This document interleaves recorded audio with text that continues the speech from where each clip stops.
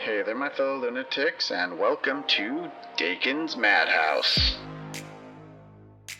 Hey everybody, today I have got a mid-game dodge build that can help you go from right after you've dropped the Great Wall all the way up until the Desert of Beginnings, when you can start thinking about replacing some of this gear with some more endgame kind of stuff. So without further ado, let's go ahead and get started.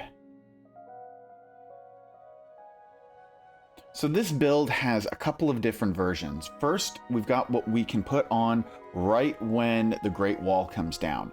And that starts with the Spooky Blanket Hood, which is an item that you can get as part of the Halloween events within the Samhain bags. You're going to want to level up all of your gear to 10 if the gear is not already at level 10 or higher.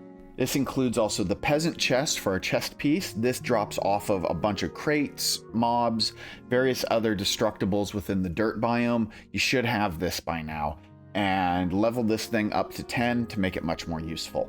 For our pants, we're going with the Caveling Pants. These also have a good dodge chance, and you get these off of all sorts of creatures again in the dirt biome, so you should have these by now. The Orb Lantern is going into our lantern slot, and this is craftable at the Scarlet Workbench. For the necklace, we've got the Cave Guppy Necklace. This is fished up in water within the dirt biome. The Scarlet Shell Backpack is the backpack that we're using in this build, at least at the start, and you can craft this also at the Scarlet Workbench. For our rings, we've got the Melting Crystal Ring, and these are acquired from the Hive Mother. You want to get 2 of these to start, and there are a couple of other options later on. I'm going to go over those in just a minute.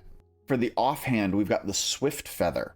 This item is found on destructible crates, various creatures, and chests in the dirt biome and other early game areas. This should be one of the first offhands that you get your hands on. And when it comes to weaponry, the Battle Axe is excellent for melee. The Iron Bow is really good for ranged, and if you want to use mage, then I would say the Fireball Staff is probably one of the best ones, since the Arcane Staff's a little too quick, and this isn't a magic build, so you're gonna run out of mana with the Arcane Staff, so I would use the Fireball Staff. Now we're gonna go over the details for skills in a minute, but I do want to point out a couple of important skills.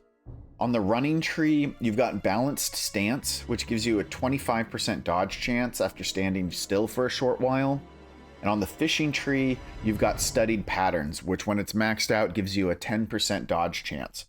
Now, Studied Patterns is pretty far down on the fishing tree, so I don't really expect people to have it yet by this point in the game, but I highly, highly recommend it. So you're going to want to work on your fishing skill and get that up for that extra 10% boost.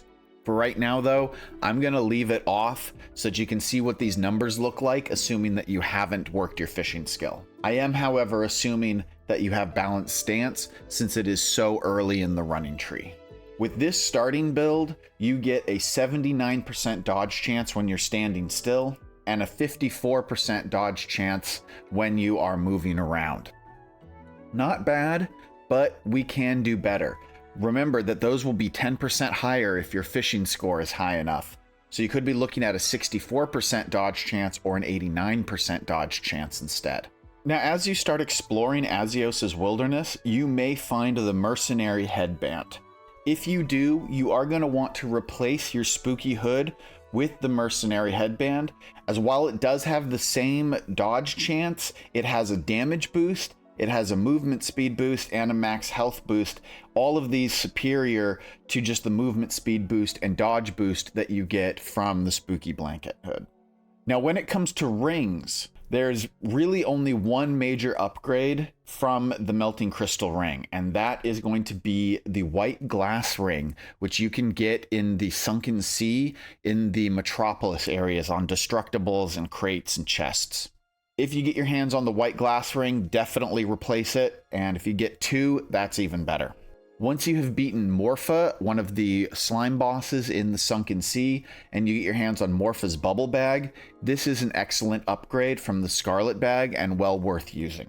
And then the Caveling ID, which is also found in the Sunken Sea, is an upgrade from the Swift Feather. So if you are able to, you find this in one of the random chests and destructibles anywhere in the Sunken Sea. I believe they're most common in the Metropolis areas as well. Then that would be a big upgrade for you to get your dodge chance up even higher. So assuming that you've gotten all of those upgrades, you'd be sitting at an 86% dodge chance when you're standing still, and a 61% dodge chance while moving. Now remember, if you do have that fishing skill, that's a 71% dodge chance while moving and a 90% dodge chance while standing still, as 90% is the cap for dodge chance. This is also without any buff food. So if you do decide to take some buff food, which we'll get into in a minute, you can get your dodge chance even higher, which negates kind of the need for having to worry about the skill problems with fishing or moving around while you're fighting and losing that extra 25% from the running skill. Upgraded weaponry is also a great thing that you'll have access to as you explore. The Scarlet Sword is a weapon that you can craft right at the beginning of getting into Azios's Wilderness, but you'll also find the Poisonous Sickle eventually, which is an excellent melee weapon, as well as the Blowpipe, also a really good ranged weapon. Both the Poisonous Sickle and the Blowpipe are found in the Mold Dungeons, so be sure to explore those. I know that they are terrifying, they have a lot of mobs in them, but they are worth it for the loot that you get. So when it comes to pets, you're going to want to get yourself a Ferromoth. They give you a 5% dodge chance, and then they also will buff you just like the Owl Lux does. So this one happens to have a critical strike boost. I'm going to get a couple triple troubles with it and some more critical hit damage. So I'm definitely happy with the skills on this one. I'm a big fan of critical hit and triple trouble when it comes to your pets. You can use the Owl Lux if you want, but really you want that 5% dodge chance. So get a Ferromoth as quickly as you can.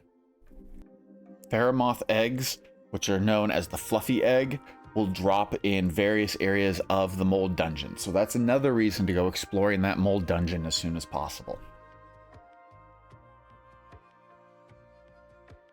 When it comes to your skills, there are only a couple of sections of the skill trees that actually matter for your dodge build. So if I don't talk about it in this video, it's because it really doesn't matter for the build and you can just do whatever you want. So as I mentioned earlier, the balanced stance in the running tree is very important as it gives you an extra 25% dodge chance if you're standing still. On your toes is another excellent one that gives you a 20% movement speed boost after you have dodged an attack. So if you need to quickly get out of the way because maybe you're a little low on hit points and you just dodged something, you're going to get that boost to help you get away a little bit quicker so that you can get that heal in and get back into the fight. In the fishing tree, studied patterns is extremely important for this build. I know that most people don't have fishing ranked up at all, even during this mid-game point, but now is the time to really start focusing on it and make sure that your fishing is in the 70s or so that you can have at least 3 or 4 points into this, if not getting all 5. When it comes to your combat skills, you're going to want your combat skills to be at least 50. If you can get it higher than that, that's even better. But by this point in the game, you should definitely have gotten your combat skills to the 50s. And that will give you enough to be able to push you through to the late game. When it comes to buff food, there are a variety of good foods that you can use, but one thing I recommend above all others is getting your hands on a bunch of glistening deep stalker. Now, since you need to work up your fishing skill anyway, this is a good opportunity to do so. The glistening deep stalker is found in crystal waters.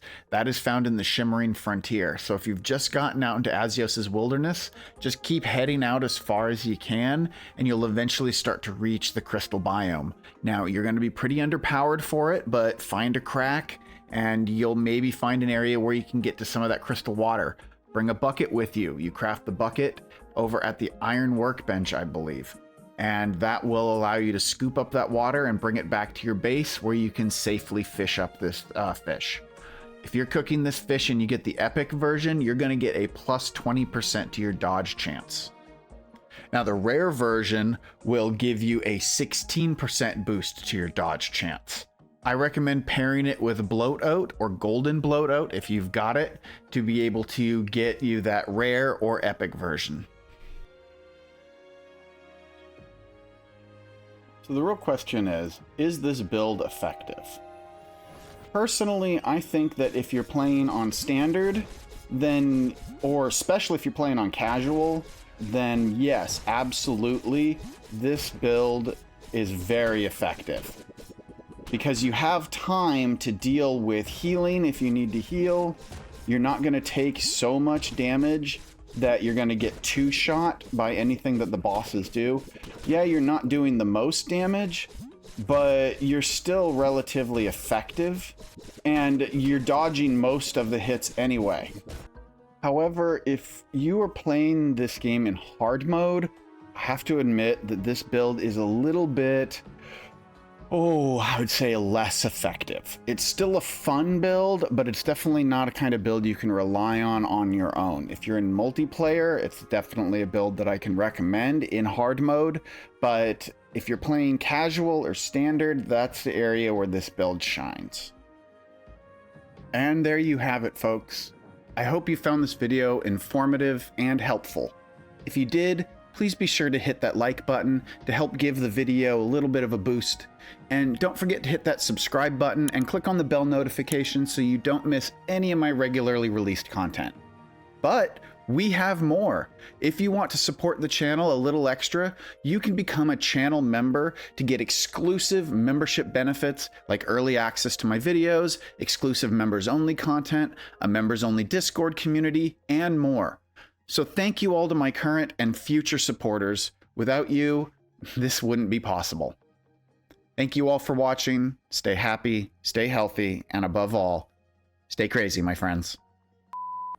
Now, this build is most effective against bosses that you don't really have to move against. So with this 90% dodge that I'm at right now, you can see most of those attacks have missed me. And all I need is to basically just keep up with my healing. And then I just die.